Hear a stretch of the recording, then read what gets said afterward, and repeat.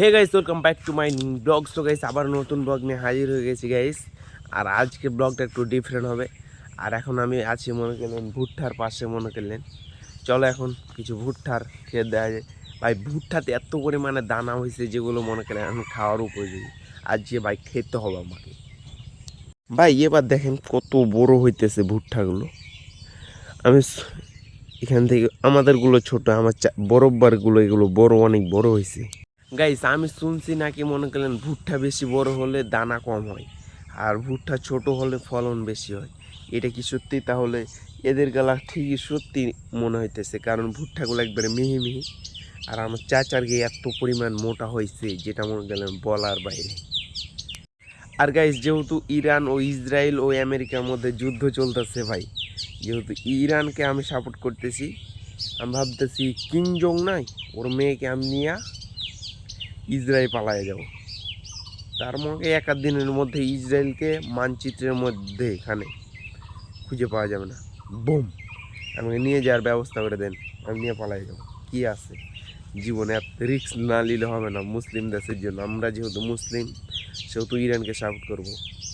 আর Saudi আরবের দালালরা এই আমাদের মাননীয় প্রধানমন্ত্রী শেখ হাসিনা ওই সেনমানিতে কখনো আস্থা করতে দেয় নাই আমেরিকাকে। এটা আমরা লাইক দিই, জানেন, অনেক ভালো ভাই। আর গাইস, আজকে মনে করলাম আমরা ইট টিট কাটতে জানি। আর ভাই ঘুমায় গেছিলাম কখন যে আমি নিজে টের পাই নাই। আজকে ফের 4টার দিকে আমি ব্লগ স্টার্ট করছি, সন্ধ্যা হতে হতে শেষ করে ফেলাই দেবো ইনশাল্লাহ।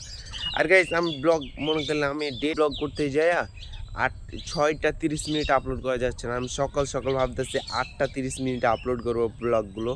8টা 30 মিনিটে আপলোড করা বেস্ট হবে আমার মনে হচ্ছে। সকাল সকাল ভাই ব্লগ আপলোড, বিকালে আপলোড করে না, কারণ বিকালে ইট কাটতে যাইতেছি। আর আমি মনে করলেন ভাটা থেকে আসছে 12টা হয়ে যেছে ভিডিও আপলোড করতে, দিয়ে 6টা 30 মিনিটে শিডিউল করে রাখতে হয়েছে। তার জন্য গাইস আমি সন্ধ্যার দিকে আমি 8টা 30 মিনিট শিডিউল করে রেখে দেবো। প্রত্যেকদিন রাতে যেহেতু একটু বেশি মোবাইল টিপি, সেহেতু মনে করলেন ওটাই বেস্ট হবে। চলো এখন একটু টাকাকে যেতে হবে দফাদারের কাছে। আজকে যেহেতু হাটের দিন আমাদের, সেহেতু টাকাকে আনতে দিতে হবে। আর গাইস, এখন মনে করলেন আমলা চাচাদের কোনো সমস্যা নাই। এখন সম্পূর্ণ আমের দানা হয়ে গেছে মনে করলেন। এখন আর বৃষ্টি টিষ্টি হলে এখন শুধু পরিচর্যা করলে বেস্ট হবে। আর গাইস, যে যে সময়ে সবচেয়ে বেশি আম হয় সে সময় মনে করলেন আমের দাম খুবই কম হয়। যেমন হিমসাগর, এর আগের বছরে 2500-3000 টাকা মন ছিল। এবার খুব যদি দেখেন, আমার কথাটা মিলাই নিন, 1500 টাকা মন যদি পার হয়ে যায় তাহলে আমার চ্যানেলটা আনসাবস্ক্রাইব করে দিন। 1500 টাকা এবার মন পার হবে না, আপনার বলে দিলাম ভাই। আমাদের পুরো মাঠটাতে এত পরিমাণে আম।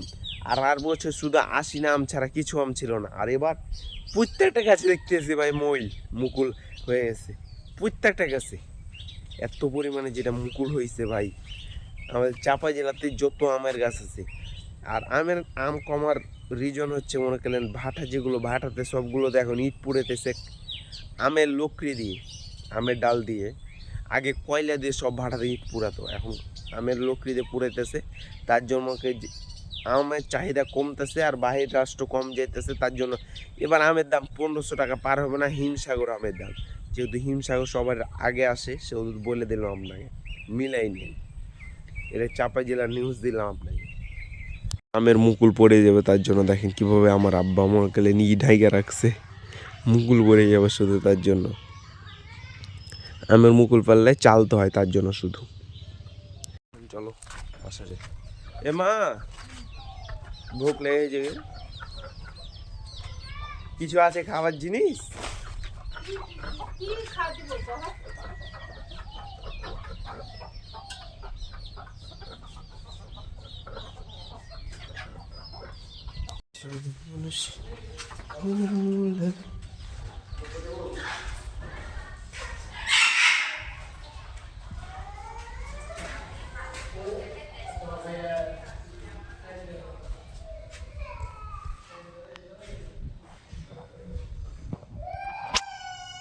মনে করলেন ও পাশে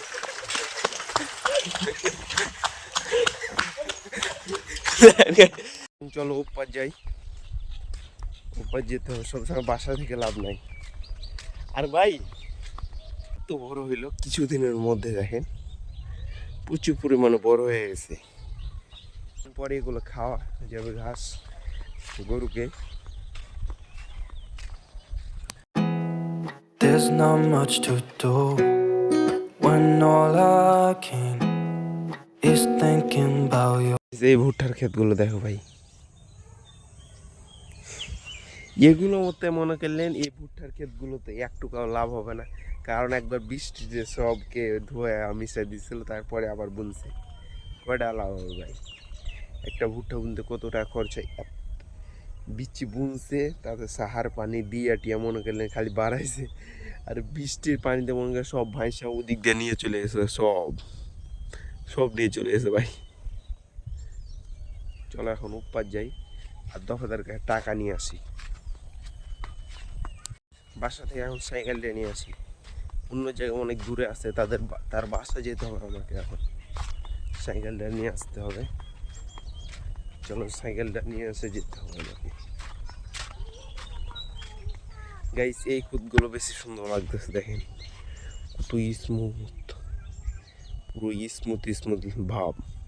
গাইস আমার হাতগুলো আজকে কেন এত চুলকাইতেছে আমি বুঝি না, অ্যালার্জির মতন চুলকাইতেছে অনেক। এই যে এই জায়গাগুলোতে মনে করলেন প্রচুর পরিমাণ চুলকাইতেছে ভাই।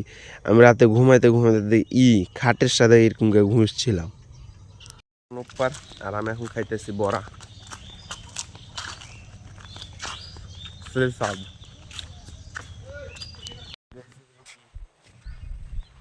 গ্রামের মাছ ছাড়া শহরে দেখতে পাবো না এগুলো।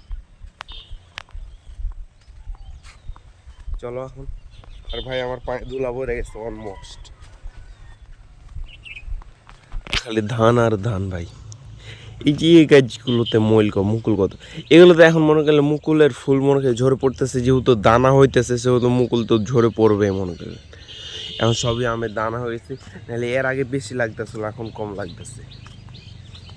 গাইস বাসা থেকে এলাম, ওই দফাদারটায় ফোন দিলাম গাইস, বলতেছে আজকে টাকা হবে না, তার জন্য এই জায়গায় মনে করি আধা ঘন্টা ধরে ফোন নিয়ে টিপতেছে। ভাই কী করবো, ফেসবুক চালাতে আসি।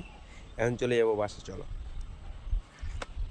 বাসা যাই। ইফতারের টাইম হয়ে গেল, রোজা না করে নেই, ইফতারি তো খেতে হবে আমাকে। আমাদের বাসায় অলমোস্ট সব সময় ইফতারি আয়োজন করে, খেতে হবে ইফতারি, রোজা না করলাম তো কি ওটা সমস্যা নেই। এগুলো জিনিস কে কে চিনেন? এগুলোকে আমি জাতির চিকেন ভাই বলি, চিকেন। এগুলো গরুর গোবর দিয়ে তৈরি, মনে করলেন ঘুটা বলে, এগুলো আমি চিকেন বলি। কি চিকেন বলা খারাপ? খারাপ না, চিকেন বলা ঠিক আছে। আর গাইস এখন আমি বাসা চলে যাইতেছি, আর আমার ফোনে মাত্র মনে করলেন 15% চার্জ। আর গাইস আমাকে আজকে ভিডিওটা আপলোড করে রেখে দিয়ে শিডিউল করে রেখে দিতে হবে, কারণ গাইস মনে করলেন কালকে পরশু দিন আমাদের ওয়াইফাইয়ের বিল শেষ হয়ে যাবে, পরের 3-4 দিন তো ভাই টাকা টুকি তুলতে মনে করে ওয়াইফাই বিল ভরা হবে না। তার জন্য গাইস শিডিউল করে আজকে রেখে দেবো, যেন কালকে ভিডিওটা আপলোড হয়। তারপরে কালকে যেটা ব্লগ বানাবো ওটা মনে করলেন আমাদের বাড়ির পাশে ওয়াইফাইতে আপলোড করতে হবে আমাদের। আর আমার ফোনে চার্জ শেষ হয়ে গেছে, যে একটা চার্জে দিতে হবে। Hey guys, welcome back to my new blog. So guys আজকের ব্লগটা কেমন হলো সবার আবার লাইক করুন, শেয়ার এবং সাবস্ক্রাইব করে দেবেন। আর ব্লগের কোন পার্টটা সবচেয়ে বেশি ভালো লাগছে অবশ্যই কমেন্ট করবেন। Thank you for watching, bye. Beside you, I would